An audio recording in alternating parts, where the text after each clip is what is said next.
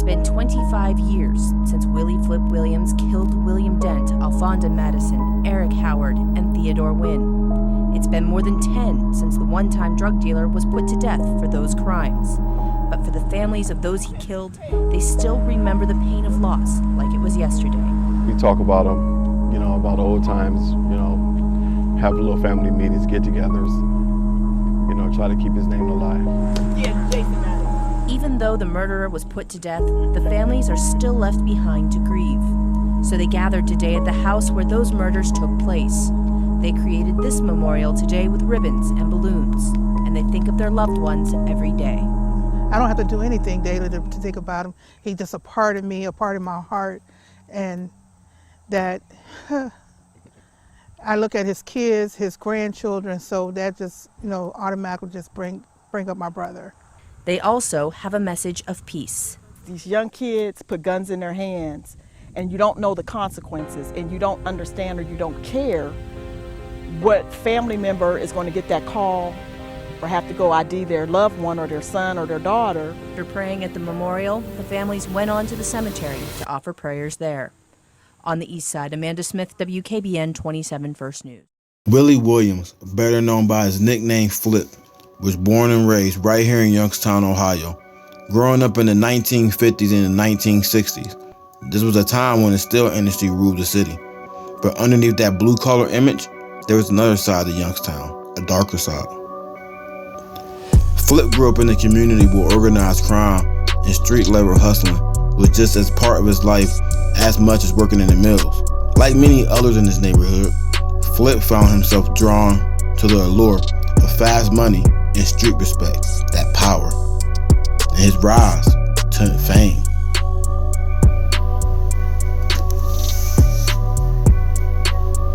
Flip Williams was better known for being smart and calculated. He made a name for himself as a major player in Youngstown criminal underworld. By the 1980s, he was deeply involved in drug trafficking, with connections spreading far beyond Ohio. His operations ran like a business, and unfortunately, it became one of the city's biggest problems. Law enforcement was on his trail for years. Flip was elusive, always one step ahead, but it wasn't just the authorities that feared him. In a city with violence, rival gangs, and enemies, also had to watch his back.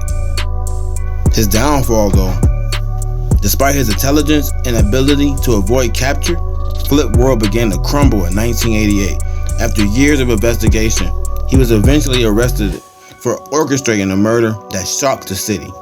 The case resolved around a murder for hire plot that left multiple people dead. It was the final straw. In court, the evidence stacked up. Witnesses came forward. In 1991, Willie Flip Williams was sentenced to death for his role in the killings. He would spend over a decade on death row, filing appeal after appeal, and continuing to fight in the system from behind bars. On October 25th, 2005, after years of legal battles, Flip Williams was executed by the state of Ohio. His death marked the end of an era in Youngstown, a city forever shaped by both industrial might and its criminal underworld. Willie Flip Wilson left behind a legacy that continues to haunt Youngstown. For some, he was a ruthless criminal who caused untold damage. For others, he was a man born into a system of poverty and crime, doing whatever he could to survive. Either way, his story remains a critical chapter in the history of Youngstown. And this is something that we should never forget about. Like this guy, even though you can use that as a situation and you can always try to figure out you can use my surroundings for me to act the way that I act. It's really just about power.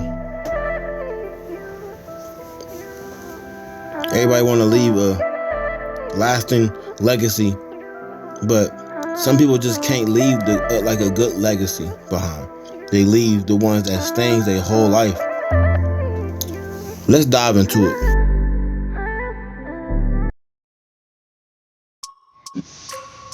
Willie Flip Wilson, born November 9th, 1956. Died October 25, 2005.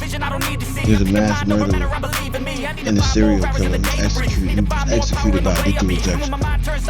He was convicted in 1991, September 2nd, that's Labor Day. Murdered a 3 rival drug dealers. A visitor to the Youngstown home, Williams, who was acquitted of 1981 murder. He had 4 counts of aggravated murder. He returned to the neighborhood after finding Fondo Madison, William Dent, and Eric Howard had taken over the drug dealer in his area. He decided then to control by murdering the 3 of them. He enlisted the help of a 16-year-old girlfriend, Jessica Cherry, and her brother Dominic Cherry, and Dominic Cherry's 17-year-old cousin, Broderick Boone.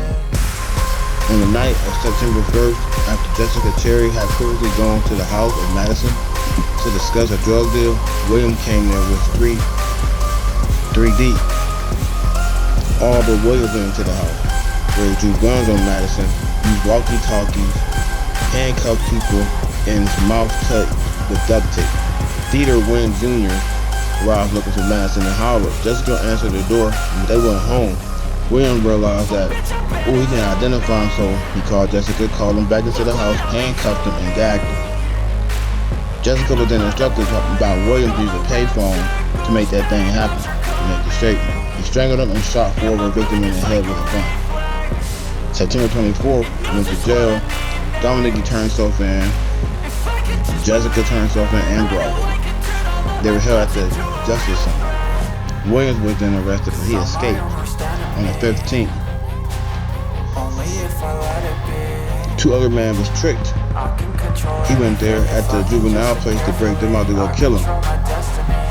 Hey man, this dude was crazy, bro. I feel like people don't ever talk about it, but this really happened, bro. You feel me? They should make a movie about it, yup. He had previously done 5 years. Williams did 5 years for cocaine trafficking and a bank robbery. He went to a police station and asked for information on rival drug dealers in the area. This dude was a menace, bro. A menace to society? Yep. The Ohio Parole Board, Governor Bob Taft, didn't give him clemency at all. On October 24th, he killed him. October 25th, lethal injection. He did not have a last meal, but he did want a cup of coffee.